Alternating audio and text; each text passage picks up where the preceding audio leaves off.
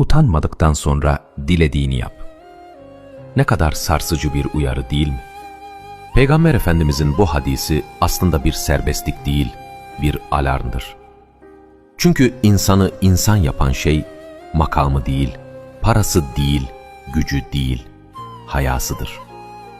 Utanma duygusu kalpten çıkarsa, yalan kolaylaşır, kırmak sıradanlaşır, kul hakkı hafife alınır. Ama haya varsa, kimse görmese de sen görürsün kendini. Herkes alkışlasa da vicdanın susmaz.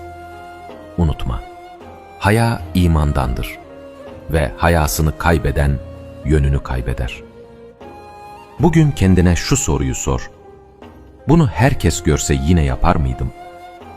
Eğer cevap seni rahatsız ediyorsa, işte orada kalbin hala yaşıyor demektir.